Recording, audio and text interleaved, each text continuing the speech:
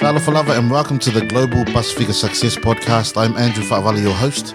Every week I'll be chatting with successful Pacific people from across the globe, unpacking their stories and more importantly, picking out insights, lessons and golden nuggets you can use to live your best life too. All right, cool. So thank you so much for coming along. This is the Global Pasifika Success Podcast. It's the first show for 2024. We've got Fiso John Fiso in the house, all the way from the beautiful Wellington, city of Wellington. And John is an entrepreneur and a community leader, and we'll learn a little bit more about your story. But thank you so much for coming on. Thanks, Andrew. Cool. So based in Wellington, you're here in Brisbane for a little bit, looking at opportunities here. But can we go back? Were you born and raised in New Zealand? Yeah, so my parents were one of the first Samoans came out in the early 50s. And he was the first one from his district in Vaitumuli to come out to Wellington. So, and then we were the household that everyone else came through. So he's having a lot through. But I've got 8 siblings. Oh, yeah. 4 brothers and 4 sisters. And my parents came from Samoa. And one was a freezing worker. My mother was a teacher in Samoa, but ended up, her qualifications weren't recognised in New Zealand. So ended up working in towel factories, cleaning and doing the normal thing that Pacific Islanders did in the early 50s and 60s. Cool. And so which schools did you go to? The mighty Rongotai College in Wellington. Oh, yeah, cool.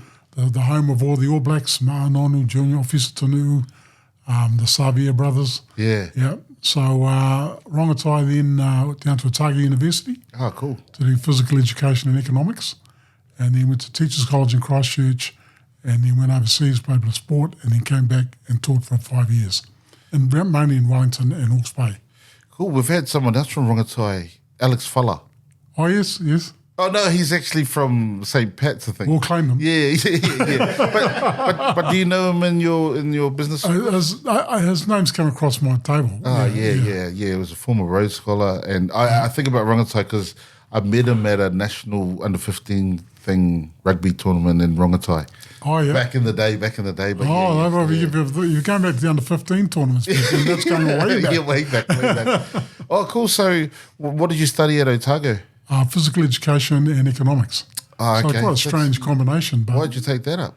Mainly because the guidance counsellor at Rongotai said, John, you're not too bad at sports, so you should go and do phys-ed. Yeah. And so I thought, okay. And so, where did the economics side come from? Well, I did economics at school, and I quite liked that. And so it ended up proving to be quite a good mix because I was sort of stimulated my entrepreneurial side as well as my interest in sport, fitness and recreation. So the economics thing, you took it in high school. What kind of piqued your interest during high school? Because, we've come from families and parents who were working in those, my parents were in the steel mill and then mum wasn't really working. So it wasn't really a conversation in the home. Yeah. Although my dad, when I look back, he was pretty entrepreneurial in his own way. How did economics pique your interest I think it was when at Rongotai when I went through, they had streaming. Yeah. And Same. I ended up in the top class. So most of my Palangi friends also did economics. Yeah, true. So I just drifted along and said, what economics? That'll be one of the courses I do. But you actually learn when you're with those guys, they actually, have an inclination to want to do things in that space. Yeah. So all of a sudden resourcing and macro conditions overseas, their parents are, my best friend his father was a bank manager. Yeah. Living in Dunedin. So I sort of ended up learning a bit more about that. Cool, yeah. So I think I was the same. I took economics, but I don't really remember much about it apart from supply and demand, but I just followed my mates into it as well. But then my mates now have venture capital firms in Auckland and that, and I think, they had a deeply embedded interest in economics while I was just following them so we could have good conversations in class. So we know your future was about to go into entrepreneurship, but were you more on the sports side? Well, it was more on the sports side. That's why I was a teacher. So my background is education. Yeah. I just happened to then morph into business only because the only way that you could set up your own school was via a PTE. So, I was the head of the department at a school in Wellington, in Porirua, and what we used to do was argue, the head of departments used to argue over the grades of the previous cohort that came through. And so that was one thing I thought, that's ridiculous. Yeah. That sort of taking the grades from last year. Not only that, a lot of the Pasifika and Maori kids were asked to not sit the exams and would go into alternative education. So that's when I started to think, we're getting a lot of our Pasifika already marginalised to start with because they can't sit the exams. So I created a pathway at the school that I was to go to university. We had a 6th form certificate program in phys-ed. I wrote the 7th form bursary program. What? And then basically they go to university to do phys-ed. So at that point you could only do 7th form rec or 6th form rec. So and then when I saw the grades being allocated and went to science and English, basically because they felt they were high status, then you again got hit again because if your interest happened to be phys-ed, you didn't get the same grades. So that's when I said, no, well, I think I'll start at my own school. Really? And so I left a safe and, secure job as the head of the department and just set up the New Zealand Institute of Sport in 1996. So can I just go to that part where you said you played sport overseas? Yeah. What'd you do? Played a bit of rugby league in England. Oh, yeah, cool. But very short. So I got a fracture in my arm playing in London and then a broken jaw in France. Who'd you play for in London? It was called the London Crusaders. It was Fulham London Crusaders. Before the London Crusaders, or before them it was Fulham. Oh, Fulham. Yeah. Oh, cool. So that was, we think about global mobility for sports. Yes. It's massive now, but it wasn't back then. No. So how did you get your contract? Because it wasn't. No, well, I was playing for New Zealand universities. Oh, yeah. And so our coach happened to be Ces Mountford, who was a former Kiwi coach and played in England. So he got me the thing. I was supposed to go to Wigan after the tour. Oh, Wigan was my favourite back then. Yeah, was that Dean Bell and all that? Dean Bell and Graham West and all those guys. So there was a very few only a few Pacific guys over there. Yeah. The Arkoi brothers, James Littlewise. So I spent a bit of time with those guys. Oh, yeah. But my time over there was very short. But he was, and then I got a broken jaw in the last game on the university tour, so I had to come back. Went back again, and then got a broken arm, so playing for Fulham. So at the end of that, fortunately for me, Teachers College left a space open for me, so I joined them a term late. So where was Teachers College? Are you talking about Wellington? Yeah, Christchurch. Oh, Christchurch. Yes. So you've done your high schooling in Welly, you've gone down to Dunedin for uni, and then you've done that postgrad thing for becoming a teacher in Christchurch. Yes. And then amongst that, you went and played league over in England. Cool. So that's already really that's all really diverse. In that even in that kind of period. So you come into school and you kind of see there's a bit of a problem there because it might not be an equal footing. Did you always want to own your own institution? No, not really. I was really pretty keen to just be a teacher, but I just saw the anomalies and how the system worked. When you actually almost put a label on a student because they can't sit the exams, then already their future is significantly limited. So I was trying to get guys from the college in Porirua to come down to Otago and to go to universities. And so, that was you had to create the pathway for that. Yeah, okay. So because you were in the accelerated class at high school, how did you empathise with those ones who were kind of, the ones that you were trying to create a pathway for? Because you didn't need to, I don't think, because you were in the accelerated class and you could have just carried on through. Well, most of them were my relatives, actually, all in there. so I had to have kongai with them on Sundays. But they all played rugby and everything, so we still had all that. But I did find that all the way through schooling, I was the only Pacific guy in my class. Yeah. So that made it a bit of a challenge. But I saw them, in teams and church and those sort of things. So can I just jump in there about being the only Pacific Island in your class? Because what I've kind of felt like is that this identity struggle is still coming in through this generation. I might have said it before on the podcast, but I remember going to Fiji for an educational conference. I think it was 3 years ago or something. And one of the academics there wrote a poem and said, the ending of that poem was like, I kicked the reef and I questioned who I was. Something like that. And I was sitting in the lecture theatre and I was thinking, oh man, if this legend doesn't know who she is, the rest of them are not going to know who they are. And while we got these fundamental questions around our identity, we can't build on that identity. That's my challenge with that. If we don't know who we are, And, for me, I found my identity in Christ 10 years or 11 years ago. So I felt like that was the thing that's the thing that anchors me, right? Yeah. But, what about now where there's still questions around identity and things like this? It's a major question for Pacific, right? Because when we talk about a lot of things in New Zealand, it's almost like all the Pacific came on the last boat or the last plane. Yeah. When actually most of us were born in New Zealand or were raised in New Zealand. Yeah. So we've got to make these. So you create your own identity based on what your life experiences are. So if you're born in New Zealand, I consider myself a New Zealander, proud about my Samoan heritage. Others may say that they're more Samoan because they came recently. Yeah. So, but you've got to define your own and be comfortable in your own skin or with your own identity. I don't think it's any. See, I think the problem is that if other people tell you what your identity should be, that becomes problematic. You should find it for yourself. So there's a period in our lives where there's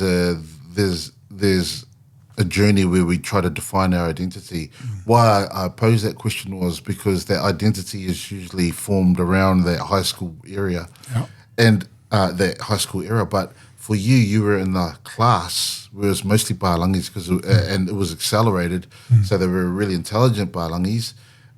Did you feel even more ostracized or isolated being in that?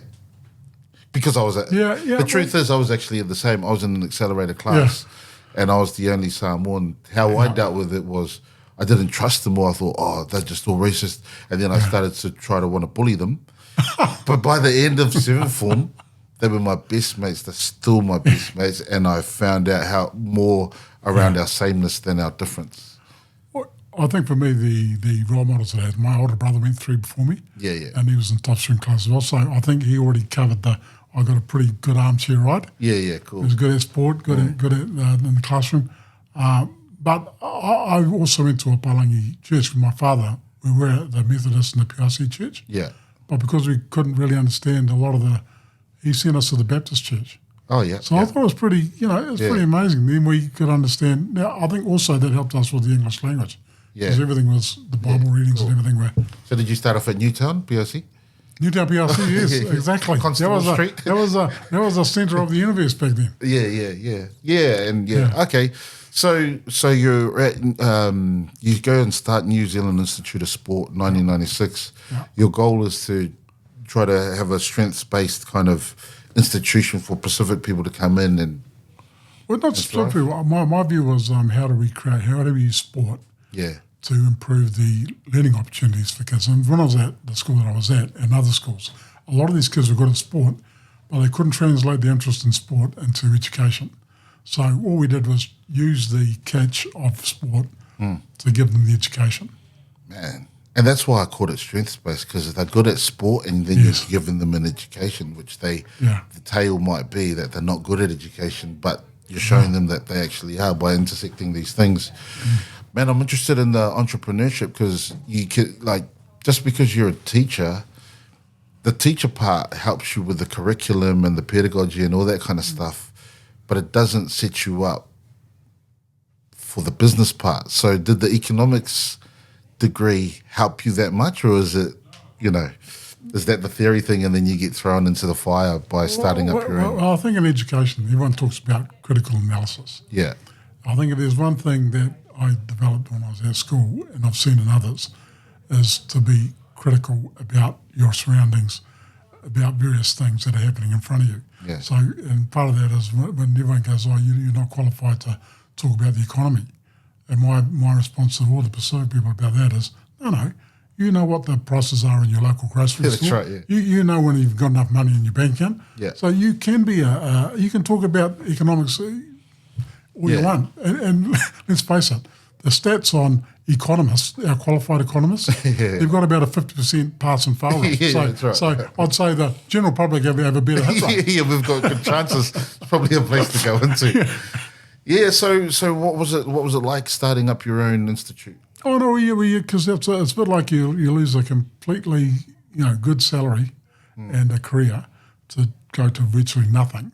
Yeah. And I had a bit of capital and my other half was still teaching. Yeah. So we realised that we could take some risks, and that's the other thing. You've got to be able to take some risks. And so we started with 18 students, I think. mainly from the Porirua region, Porirua and the Hutt Valley. Yeah.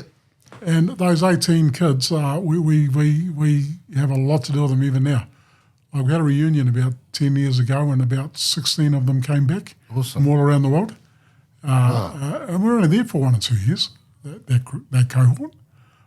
So we had a pretty tight group. But then we went into diplomas, advanced diplomas and bachelors. And then we formed some relationships with overseas universities, Melbourne University, Victoria University in Melbourne, in China, where you could do conduit programs. And so then we expanded our international education programs as well. I might be looking a bit confused at you because you're saying, you know what I mean, you went into diplomas, advanced diplomas, bachelors, had, cross-institutional relationships with people and with unis. And Uni of Melbourne is one of our best unis. Victoria University in Melbourne. Victoria. Yeah. And then in China, right? Yeah. But there's a journey to make those things happen. So can you just give us a little bit of an under-the-cover view of what was going on to create those relationships? Because what is the rule to be an institution who can provide bachelors? Yeah, it's becoming a degree-providing institution. So what we did was, it was hard for us to become a university. Yeah. So what we did do was link up with other universities to provide the third year as a conduit program. Oh, awesome. So we offered it jointly. Yeah. And then you can do it. And so we did it internationally because the local universities, to be fair, they saw us as competition. Oh, I see. But we did have another conduit program with the Open Polytechnic, which is a bachelor awarding program. Yeah. And I think once they saw our size and our scope and the quality, then obviously things start to happen. And so those relationships were formed over, 5 or 6, 7 years. So did you choose China for a reason? Well, or was it that it aligned for you guys to partner international education is a big thing with China. So we had an English language school as well. Yeah. So we had a lot of Japanese students, South American students, and Chinese students. And then we bought a Chinese school. So we learn all these things as you go. We didn't know everything to start with. Yeah. But by starting up your own language school, by acquiring other language schools, you learn a lot. So that's how we ended up in China. And it just happened one of our contacts there was linked up pretty high up. So we're able to get other programs. So the common thread is education and a private training education. That you started off with sport, went into language, because you went into massage and stuff too, eh? So we acquired the New Zealand College of Massage. You acquired it? Which was the largest, we trained 300 of the 400 massage therapists in New Zealand. 300 of the 400? Yeah. And so what numbers were across sport and language? 1,000 all up. Wow. Across 7 campuses. Where were those campuses? Mostly in... 2 in Auckland, South Auckland, Wellington and Christchurch. But we had the College of Massage as separate campuses. So can you talk to me about the business structure? So were you the CEO and did you have a GM early, or were you the GM? It was a growing structure. Yeah. You think you're starting with 17 students and one site. Yeah. Then you go to 2 sites and we expanded pretty quickly. How did you get good people? Because I guess we're here in the office, we're at 25 internal staff and probably over 120 out in the field. So what I'm thinking is, I'm in this period where I'm training up a GM. I'm the CEO. I started from doing shifts as a youth worker, then coming into case management. Me and Pala actually went through this whole thing because he was our first and only employee at one stage. So you know what I mean? I'm just thinking about your journey as the entrepreneur. So I was on shift doing youth work shifts, and then I went to case manager, I did a bad job of area manager, quickly got out of that. But I just needed people, and sometimes the people aren't always there. What was it like for you? Was it stressful? It's always staffing is one of your biggest stresses. Yeah. But I think in terms of the organisational side of it, even though I was the sole proprietor and shareholder, I actually had good boards that I got. So you went boards early? Yes. Oh yeah. What was the purpose of that? To bring the expertise in. Yeah, cool. Expertise that I may not necessarily have myself. So finance, legal, those sort of operations. So and a lot of them were my friends. Oh yeah. A lot of my friends from university.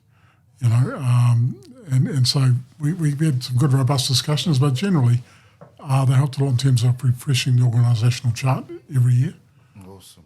You know, so, and this is the other thing, you know, invariably you don't have all the answers yourself. Yeah, 100%. Yeah. So, and I think I realised that very early on. Yeah, so 96, you got to a point to sell it. Was the exit strategy always to sell? No, it wasn't. We weren't going to sell. I just happened to be the chairman of the independent schools, tertiary providers, and there was a whole lot of private equity firms and public listed companies buying up all of these PTEs. So as part of my job as the chairman, I had to say, well, hang on, this is disrupting the whole sector. So we need to figure out what these guys are doing. And then basically we had 3 of them end up chasing the Institute of Sport. And so in the end, it got bought up by a duly listed, public listed company in Australia and New Zealand. And they've gone around and done the mergers and acquisitions? Well, they had the roll-up. They're doing the roll-up. So they're a typical private equity type. Yeah. So, but the other thing was I knew 2 of the guys on the board. One used to work with me, who was on the TEC board, and the other one who was the Vice-Chancellor of Massey University. So I thought, okay, these guys are worth 300 million. They can expand my programs. If I'm going to leave it to someone, these guys have got the bandwidth to do it. So I thought, okay, this is now time. But also it was when you look at your own balance sheet and you go, you know, we're up to sort of $15 million worth of liabilities. Yeah. One person. That's a heavy load to have when you've got all this stuff happening. Yeah, so that whole private equity thing, how long did it take for the negotiation? Because obviously you have to get to the EBITDA, and then you're going for a multiple. Did you know the multiple you were going for? Oh, we haggled over the multiple, but there's a whole lot of other things other than the multiple. Right? Yeah. There's the transitional periods. There's locking in the certainty of running your own staff. So one of the key things for me was, if they are going to be the one to take the institute Look after further, your staff. I've got to then pin in as part of the sale and purchase agreement all of these conditions. Yeah. You can't sack anyone in 2 years. You can't do all these things. And so they become a really important part of the... Yeah, what was that like? Because obviously you've got a, like as the sole proprietor, you probably got a real heavy obligation to the people.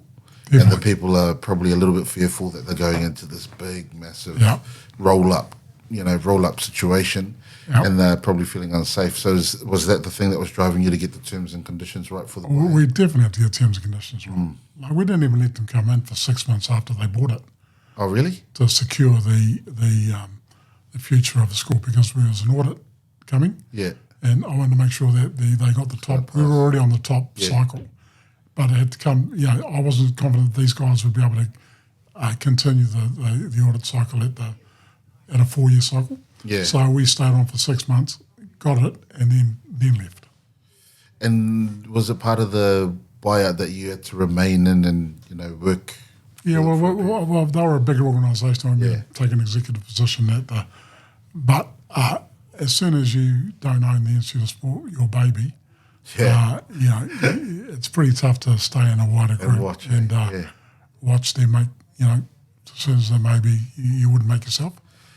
I don't know much about exit strategies and that, but what I was thinking about recently, just because of business, was when you sell, do you sell 100 or do you sell a proportion and then you go for the ongoing sales? Because, generally private equity will sell on and then you're clicking up. Because, you think about, some people can get precious, I'm the sole director of this, and some people can get precious about owning 100% of it, but you think about Elon Musk and Jeff Bezos, they don't own 100% of theirs, and they're the richest people in the world, you know what I mean, amongst the richest in the world. So was it your strategy to do that? I just want to get a bit of an understanding around private equity selling from the south side. No, I think with private equity, if you only sell partially, you still only have partial control. And now, if you know how private equity works, they are a 3 to 5 year timeline. Turn around. So you've got to be in agreement that the 3 to 5 year timeline is going to be yours as well. Yes. And there's so many other ways that they can change the agreement that, no, we figured very early we're going to go and we're going to be out, full stop, and then leave it up to them to run it and to grow it. Cool. So then you get the buyout money, and I've googled it and stuff like that. So it's not like I'm diving into it. You know what I mean? Well, exactly. Yeah. So hey, 19.5 mil. Yes. On the exit. Yes. Oh, congrats. Yeah. How did you feel? Well, obviously the numbers after a certain point, they cease to become. It becomes more about the total agreement. Yes. But I always valued that school like it was 100 million. Yeah. So when we settled on that amount, I actually still think they got a really great bargain. Yeah. And we were able to exit in terms of losing all the liabilities. So it is a finely tuned thing. And to be fair, we spent a good 6 to 9 months with the lawyers nutting that deal out. Yeah. Because I was really keen to make sure that we got the deal we wanted. So if there's specific business owners, especially who are starting their journey or have started their journey, what like looking back, especially for going towards exit, the way that I started this was I always had in my mind because it's care, I never wanted to sell it, but I want to set it up with the fundamentals that if private equity came to me, they would buy it. Because they know what to look for in a successful business. They know the structures, they know the systems, they know all those things. No bottlenecking on me, I've got to get out of this and stuff like that. Bala's a massive part of the systems. Yes. Systems to me does most of the heavy lifting. What's your advice looking back on that successful exit to, Pasifika people who are starting up in biz? Well, because the Palangi way to look at it is always you've got to have plan for your exit. Yeah. But I'm not sure that sits with Pacific because a lot of it we do it for a passion, right? It's something that we're trying to do. So we don't think of all of a sudden that we have an exit strategy. That is an economic, a business and finance term. Yeah. But actually, if you think about it, the way that I looked at it was if you're passionate about it and you're growing it and you're happy in there, then your exit is to stay in. That's right, yeah. It only becomes an exit strategy if for us we were saying, well, we can't really take it to the next stage to go international. We would need tens of millions of dollars or more capital. Yeah. And we had a liability on the balance sheet that so it's a different. But is it right? Was my thinking right? Like I never wanted to exit it because it's what I feel like it's a calling.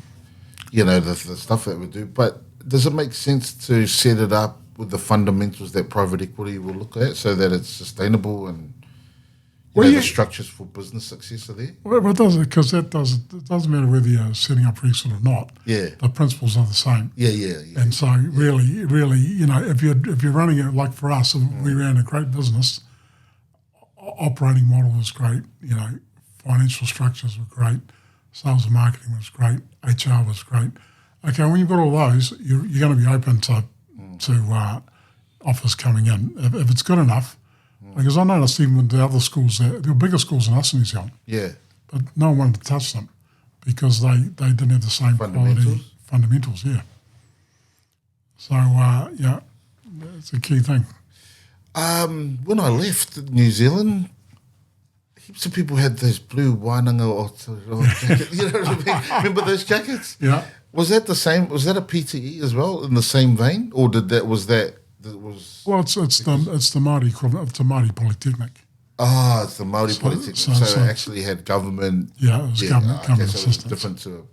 And a different kaupapa as well. They were mainly to do with Maori programs. Yeah. Some of them were the same, some finance and some, but most of it was more cultural programs. Yeah. Okay, so what happens after you exit? Like you've got this money, this life-changing, liquidation of, that baby that you had.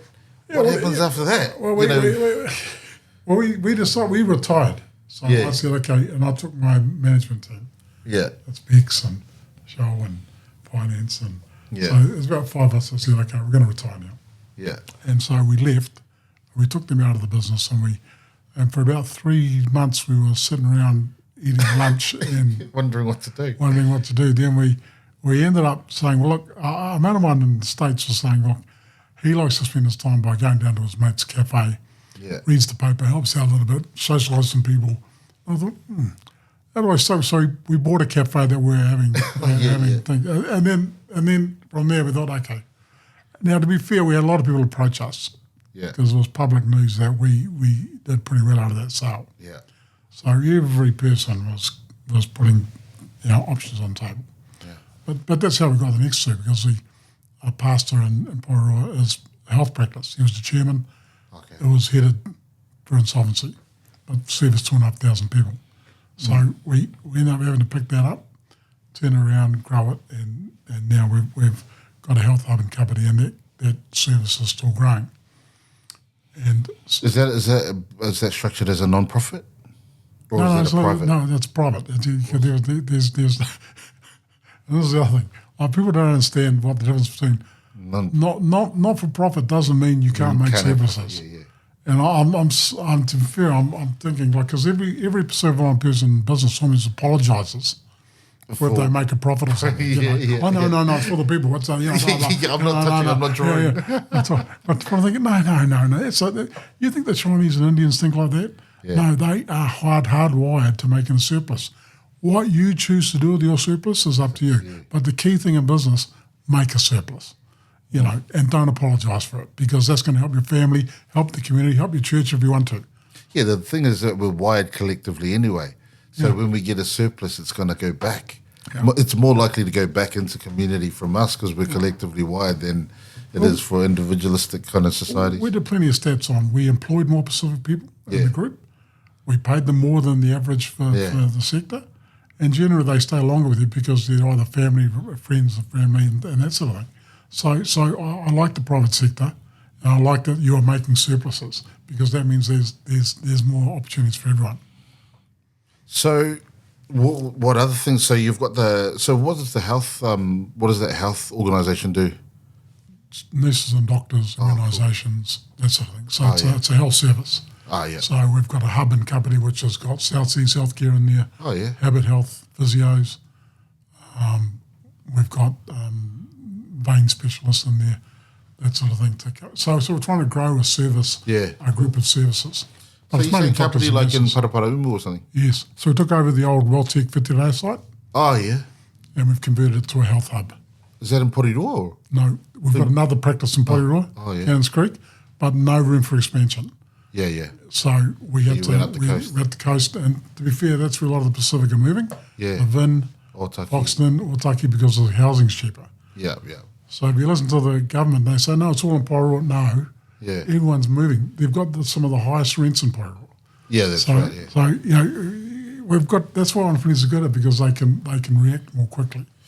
All right, so shall we just zoom out then and just take a look at the state of play for Pacific people, maybe in New Zealand, and now that you're making plays in Australia, why you're looking to expand into Australia? Well, how do you think our people are doing in New Zealand? I still think for Pacific, we're challenged. And I don't like the messaging from some of our leaders that say you should be happy with what you've got. We will pray about it and we'll be happy with what we've got. We've got the lowest health stats, the highest unemployment. The worst wages, the lowest home ownership rates. Why would you be happy with that? No, we've got to have aspirations to try and get ahead. Where is that mostly coming from? Is that mostly coming from the church and community? Or is it some sort of theological foundation? I think people are confused with be thankful for God's blessings, but also there's nothing the Bible says you shouldn't work hard. They're not mutually exclusive. You can do both. You can have this humbleness around, yes, be thankful what you've got, but also improve your position in terms of family, community, and that sort of thing. But most people, and I think we've got to change the mindset, because too much of our people are hiding behind trusts and NGOs and things like that. When a dentist is a business. A doctor is a business. A physio is a business. They make services and they're happy to do so. So be comfortable with getting paid for your services. So how do we shift the mindset of getting paid? Because, it's a value exchange. I'm giving you a good service, you're giving me good money. How do we shift the paradigm? Because we're kind of stuck in this volunteer mindset. Well, I think we've got to change how we feel, be comfortable in your own skin about doing what you're doing. So I feel comfortable about having businesses. And I look at it and say, well, hang on, I've saved 2,500 families with healthcare. And I built a health hub. Yeah. There was a dying school in Porua, in the north of Porua, Whitby Collegiate, that was going to be closed down. So you bought it? So we bought it and turned that around. Yeah. And we increased the number of kids from Porua and of Māori Pacific origin to come to that school. So what difference? I can sit there and go, I know I don't do these things because I should be happy. Or I've just changed the outlook for, like, if I look at Whitby Collegiate, 18% of that roll is Māori Pacific. Before we got there was one Māori student there and one Pacific, I think. It's 100% pass rate right across the board. Wow. So that tells me that even though we've increased the diversity, we've still kept the stand up. So the healthcare practice, I feel good about those things that we're actually doing the work that improves lives rather than just talking about it and throwing stones at people who are actually being successful. Yeah, so are you getting heaps of stones thrown at you given that you're successful in business? No, well, what I hate is when I go to a health meeting and they go, oh, John's doing this because he's a philanthropist. So he can do, and so take it, just, don't give him any support or anything like that. I'm thinking, come on. Yeah. So it is a changing thing, but there's not enough of us. And we probably with two very different people. So if I look around and like all the businesses in terms of all of these business organisations that help each other, help others, and I just don't think if you think about some of the organisations we have, MPP and those, I don't want to. PBT. They're okay, right? They've done some things that are good, but if you think about the total investment over the last 20 years, and look at what our return is, that'd be the worst business proposition that you'd probably walk into. Because how we measure, what we should be measuring is how many businesses have we set up, what is the turnover, how many people they employed, what difference has it made to people's lives. Not just, okay, here today, they've got a grant and then they're gone tomorrow. Here today, got a grant, gone tomorrow. Yeah, so the grants can be problematic, but then I also think about, because, we're here in Australia, I've been here for over 20 years, and I just look back at all the resources that are available for Māori and Pacific people in New Zealand, but then I think about, an honest question I have is, I don't know who runs the PBT, but have they owned a business? Have the CEOs run their own business? Well, historically, I think they've been light there. Yeah. They've got a current chairman, Puretamana, who's actually a business owner, and he's made a pretty good difference in there. But, I think you're exactly right. If you don't have people like, this is why you be your own boss, and then they get someone who's never run a business before telling you about it. Yeah. It is a challenge. And I think we could recalibrate all of that. Yeah. But we've got to be hard-nosed about what it is that success looks like. Yeah. And unfortunately, I think we like to celebrate a whole lot of things, but I'd like to see the fine print. What it is that we can have a lot of feasts and celebrations and patting people on the shoulders, but of which we've had our fair share, to be fair. Yeah. But I see that as more of a role model to make sure that we can inspire some others. Yeah. Because I am conscious of the fact that people like you and I are unique in the Pacific sectors that we don't. There's not a lot of people with 120 employees that are Pacific. So you need to have that. Yeah, so I can hear in your voice that you're deeply patriotic about New Zealand. So it's is it a surprise to you to be over in Australia and having a look? Or I guess you're also an entrepreneur who there's no borders or limits to where opportunity lies. Well, I think that's it, isn't it? Because we if I look at all the investments we've had over the years, they're all over the place. So we've got Kiwi fruit investment in China, in Xi'an. We've got honey lab, pharmaceutical honey. Yeah. There's a mate of mine from Varsity, David Kirk, who basically set up a tech company. We all foolishly threw some money at that. So there's a whole lot of things, but you've got to explore the different markets, and we've done a lot of stuff in Vietnam that we're looking at doing. We did import a lot of stuff from there. Oh, yeah. But we're now looking at establishing a presence there. And doing the same in Brisbane. Yeah. So are you, where does your passion lie around wealth creation? Are you more of an investor or are you interested in entrepreneurship? Oh, If there was a kind of comp. I think you got to have a bit of both. Yeah. Entrepreneurship is more creative for me, and generally it involves people. Yeah. Investment doesn't necessarily involve people. It just involves a balance sheet and because potentially you could just have a share portfolio and a property portfolio and do very well. Yeah. But that doesn't really excite me that much. yeah, but it makes you safe and, it gives you the returns and stuff. And so what about family? You got children? So my son is doing his PhD in aerospace at University of Canterbury. So he's just finished his honours degree in engineering. Oh, wow. Aerospace? Yes. Well, do you want to know what the question is in his thesis around aerospace? He's working propulsion because he's actually working for a... policy? No, he's not. He's working for Dawn Aerospace, which is a propulsion company in Christchurch. Oh. So he's just finished with them to start his PhD. Oh, yeah. But he wants to be an astronaut. Oh, wow. So he's yeah. Man. So the one son? Yes. Oh, cool. And what about your parents? Are they still alive? Did they get to see the fruits of your No, they labours? did. Unfortunately, they didn't get to see the fruit. So that's why we have a housing estate that we're doing at the moment in Porirua. That's named after my mum. Awesome. So Tulima Estate. So it's it's between 80 and 120 houses Yeah. in Whitby. Awesome. We have a lodge after her name as well. So I Still honouring them forgotten, through, haven't forgotten my parents. No.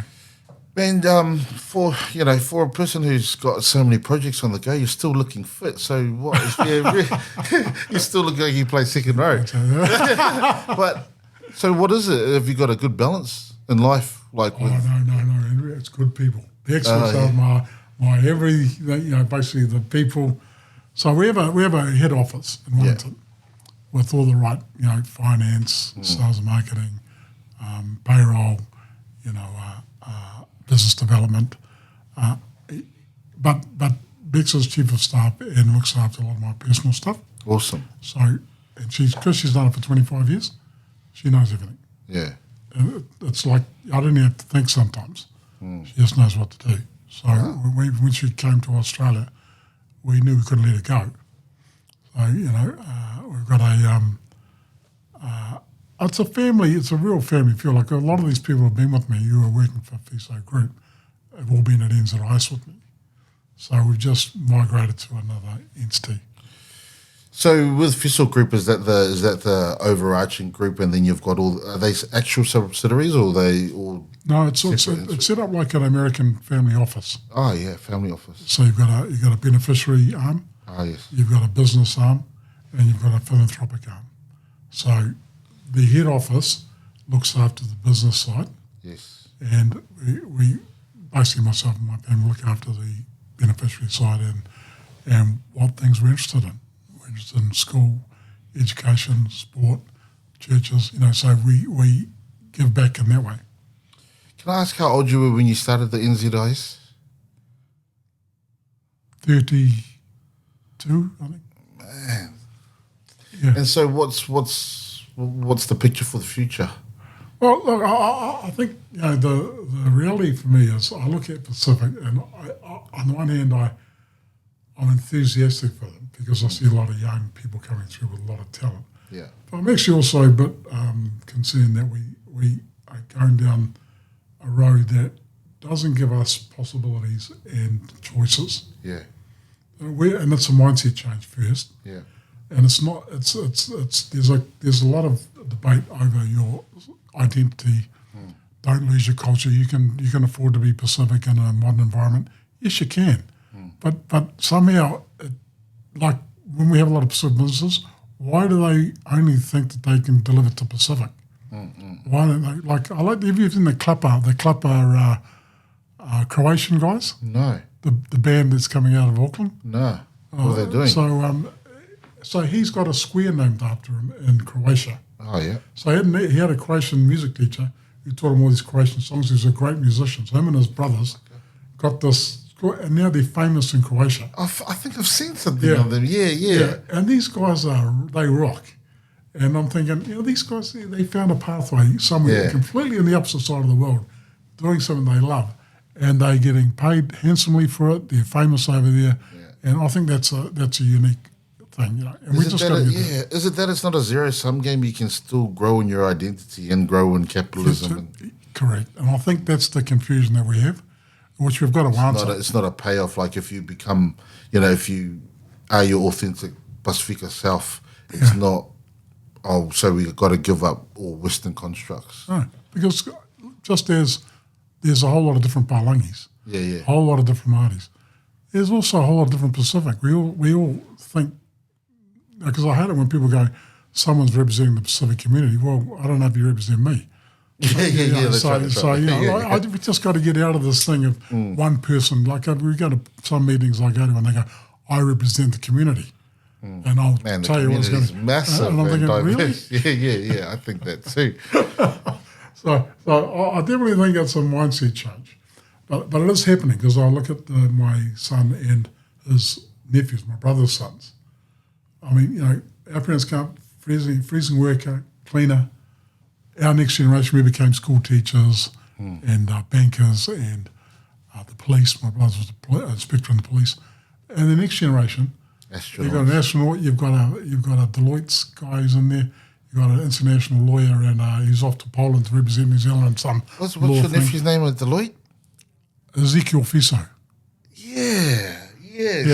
I went over to Auckland when they got together as Pacific, all the Deloitte employees. Yes. I went over. I was like a guest talker dude there. But I met him. Yes. Big dude. Big guy. Smart guy too. Yeah. Young, big, smart guy. Yeah, but they all live with us pretty much in Seatoon because they were all going to Scots. Seatoon. Oh, yeah, they were. And so rather than go all the way back up to Poirot, they just lived at Seatoon. Oh, cool. I was remembering, Yeah. Oh, cool. So what's okay. So, man, I really appreciate this conversation.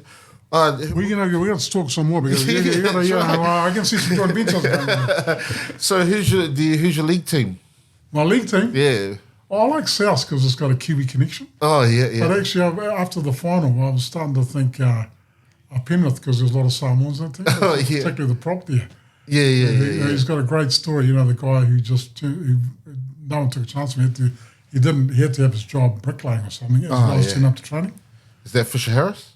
Liotta, is it? Oh, Moses Liotta. Yeah. I'm thinking, that guy. And what about your super team? Are you a Hurricane? Well, I'm a Hurricane, but it's hard to support a team that hasn't won anything. But I went to, because I was in Otago, everyone was the Highlanders, right? Yeah. And my other half is from down that way, so Highlanders. So you've got a soft spot for Highlanders as well. Yeah, Highlanders was, I like Highlanders because Kupu Vanisi, but he was also from this, you know what I mean? He was my favourite guy with his dreadlocks. Yeah. No, man, I really appreciate this conversation. I know you're busy and you're looking out for opportunities here in Brisbane, but you've taken some time to come and have a conversation, and I just know it will resonate. So we're really thankful and grateful that you could come and share some of your story. Well, it's good to hear about your story. Oh, well, man, we're just trying to figure out, trying to figure it all out. That's why I do these things, really, because it's partly a selfish ambition to meet people like you and learn off people and ask the questions that I want. I'm sure we're going to have more coffees. Yeah, that'll be good.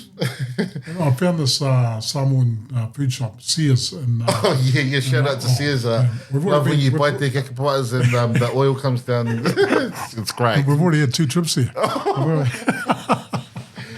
No, but thank you so much, John. I really appreciate it. I love your story, and congratulations to you and your whole family and your parents who have passed. We know that we succeed because of the people who have gone before us, and that. So, man, thank you so much. All the best, Andrew. Awesome. Thank you. Awesome.